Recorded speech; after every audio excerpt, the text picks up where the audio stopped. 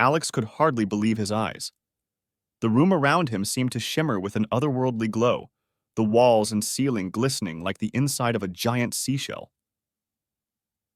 As he followed Lyra out of the room and into the corridor, his senses were overwhelmed by the beauty and strangeness of his new surroundings. The corridor itself was a marvel.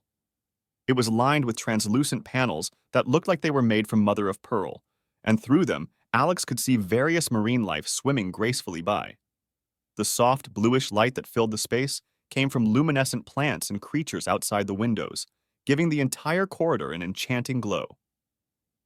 "Where are we going?" Alex asked, his voice tinged with awe and curiosity. "To the heart of Aquaris," Lyra replied with a smile. "There is much for you to see and learn."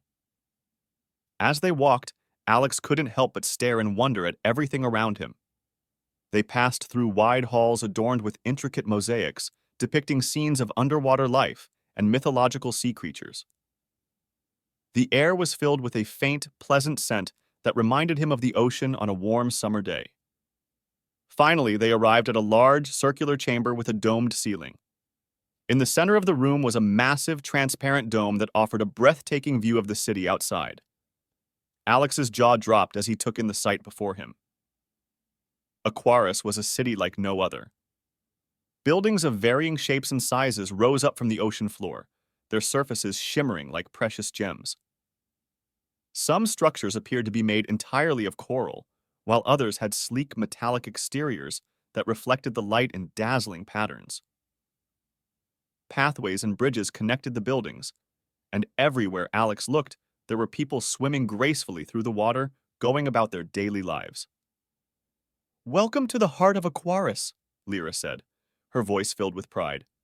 "This is our central plaza, where our community gathers for important events and celebrations." Alex tore his gaze away from the mesmerizing view to look at Lyra. "How is all of this possible? How can a city exist underwater like this?" Lyra's smile widened. "Aquaris has been here for centuries, hidden from the surface world. We have advanced technology and ancient knowledge that allow us to live and thrive beneath the waves. Our city is protected by a powerful energy field that keeps the water at bay and provides us with breathable air." As Lyra spoke, Alex noticed more details about the people of Aquaris. They wore clothing made from materials that shimmered like fish scales, and many of them had hair that moved as if it were underwater even when they were inside the air-filled dome. Their eyes were vibrant and seemed to hold a depth of wisdom and mystery. "Come," Lyra said, gently guiding Alex towards a nearby structure that looked like a large shell. "There is someone who wants to meet you."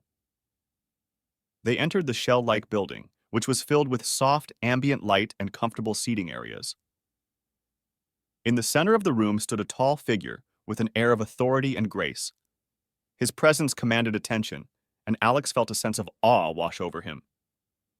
"Alex, this is our leader, High Guardian Thaler," Lyra introduced. Thaler stepped forward, his eyes piercing yet kind. "Welcome to Aquaris, Alex," he said in a deep, resonant voice. "We have been expecting you." Alex's mind raced with questions, but before he could speak, Thaler continued. "There is much you need to understand about why you are here and the role you are destined to play. But first, let us show you more of our world."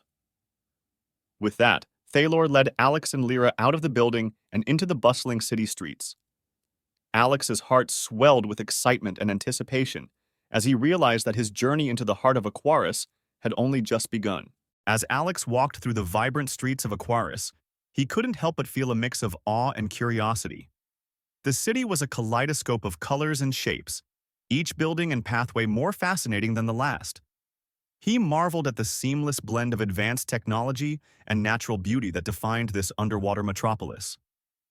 Lyra and Thaler guided Alex to a large open plaza bustling with activity. Aquarians of all ages moved gracefully through the space, engaging in lively conversations, trading goods, and working on various projects. The air was filled with a sense of community and purpose. "Alex, let me introduce you to some of our citizens," Thaler said, leading him towards a group of people gathered around a fountain that seemed to be made of glowing coral. The first person they approached was a young woman with vibrant green hair and eyes that sparkled like the ocean at sunrise. "This is Nerea," Thalor said. "She is one of our most skilled artisans." Nerea extended her hand with a warm smile. "Welcome to Aquaris, Alex. It's a pleasure to meet you." Alex shook her hand, feeling a sense of camaraderie in her touch. "Thank you, Nerea. This place is incredible." She laughed softly. "I'm glad you think so. If you ever want to learn about our art and crafts, I'd be happy to show you." Next, Thaler introduced Alex to an elderly man with a long silver beard and eyes that held a lifetime of wisdom. "This is Eldrick, one of our historians." Eldrick nodded in greeting. "Ah, the surface dweller has arrived. It is an honor to meet you, young Alex.